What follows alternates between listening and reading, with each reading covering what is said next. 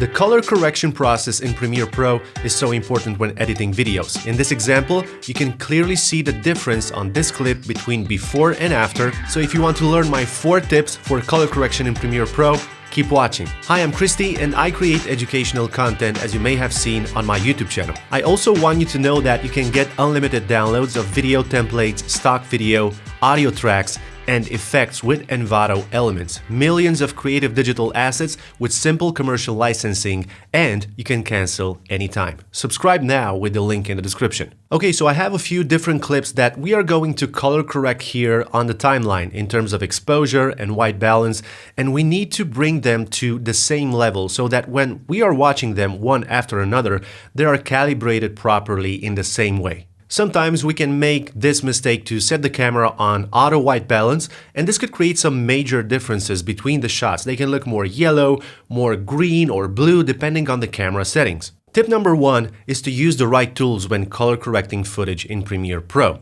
Don't rely on your monitor because it could be uncalibrated in terms of colors and brightness, and the tools that I'm going to show you will help you achieve consistent results when color correcting. These tools are located in the Lumetri Scopes panel that can be easily activated by going to Window and then Lumetri Scopes. Here I like to use the waveform, which at the moment is set to RGB, but I like to switch it to Luma because this helps me choose the white and black points correctly and also the contrast. I'm going to come back here and explain it to you much better. The second tool that I recommend is the Parade RGB that will help you choose the correct white balance in your shot. And the third tool that I consider very useful is the Vectorscope YUV, which is used to correct the skin tones of people in the scene. Tip number 2 is to make the Lumetri Color Panel your best friend. First of all, to enable it, go to Window and click on Lumetri Color. It should open up on the right side, and the only panel that we really need to use from here for this exercise is the Basic panel. Tip number 3 is to find the right exposure and white balance of each clip from the timeline.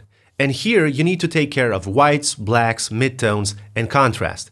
So let's start with the whites and blacks. For the moment, I will hide the Parade RGB and the Vectorscope to be able to see the waveform bigger. On this graph, you have 2 limits, one for the whites here at 100 and the other one for the blacks here at the 0 mark. You'll always have to analyze what's in the scene if there are areas that are supposed to be close to white and close to black. In this case, I have some snow here, the lights of the car as well, and they should be close to maximum brightness, and I'm going to use the basic correction panel to increase their brightness, making sure that I'm not reaching the 100 value because that means I have completely blown out pixels in the scene, so I need to avoid that. For this shot, I increase the contrast just a bit, and then I take the white slider and push it to the right while I keep an eye on the waveform and just stop right about here. Now I grab the black slider and bring it to the left until it almost reaches the 0 value on the waveform. I can also bring down the shadow slider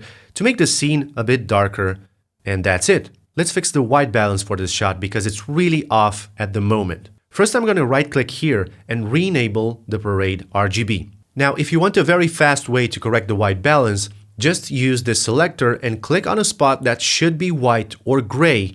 But if you have the time and if you want higher precision, do the following.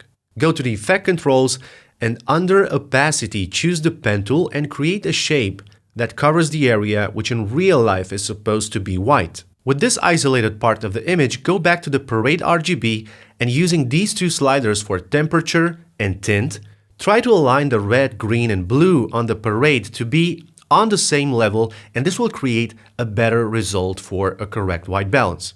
Then you can either delete the created mask in the Effect Controls, or you could just deactivate the opacity effect from the panel. So I'm done correcting the first shot, and because the second shot is from the same scene but a different angle, I can just make very similar adjustments and make sure at the end that the 2 clips have similar looks when played one after another. Using the same methods like for the first 2 clips, I will adjust the whites for the next ones, the black points, contrast, and all the other settings in a faster way because it's the same procedure, and again I'm using a mask to set the correct white balance, this time focusing on the gray car. At the end, after I made all these adjustments, I always watch each clip and check if I need to tweak some of my settings or not. So before jumping to tip number 4, which is extremely valuable, don't forget that the audio is one of the primary assets used by video creators, and you can find lots of good tracks on Envato Elements, filtered for different genres, instruments, tempo, mood, and so on. I downloaded this track called Here Forever. It sounds awesome. I put it below my clips in the timeline, so let's have a listen on how it affects the mood of the project.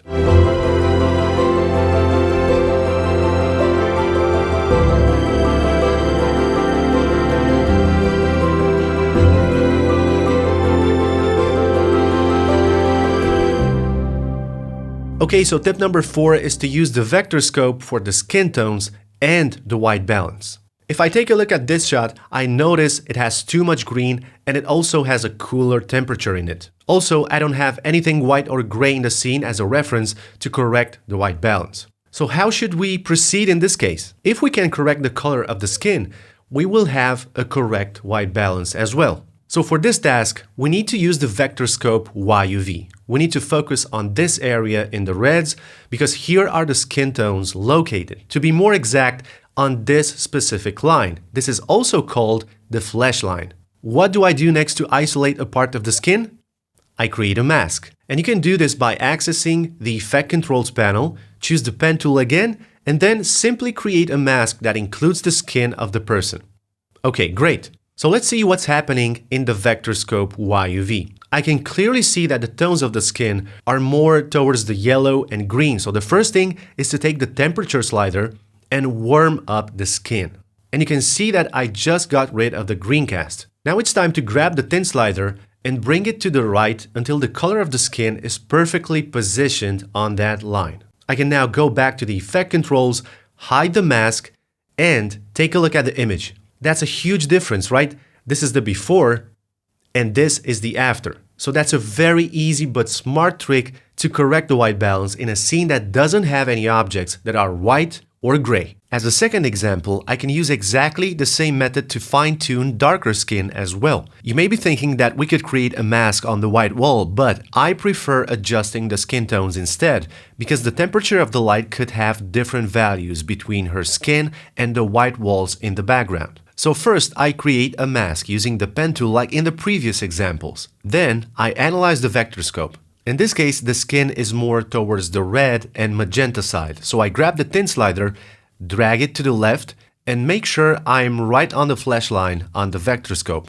Now I can deactivate the masked area, and as a final step, I take the temperature slider, bring it to the left as well, and establish the right value so that the walls are close to white. Look, I really appreciate all of you who are still on the video at this point because I know that these tips are time consuming. But if you really want to learn how to color correct your footage using Premiere Pro, you will need to invest some of your time in this process to do it right. So please tell me in the comments, what was your favorite tip? Number 1, number 2, 3, or 4? I'm very curious. Don't forget to check out and subscribe to Envato Elements using the link in the description if you want unlimited access to stock footage, video templates, music, and the list goes on. I'm Christy, thanks a lot for watching and see you next time.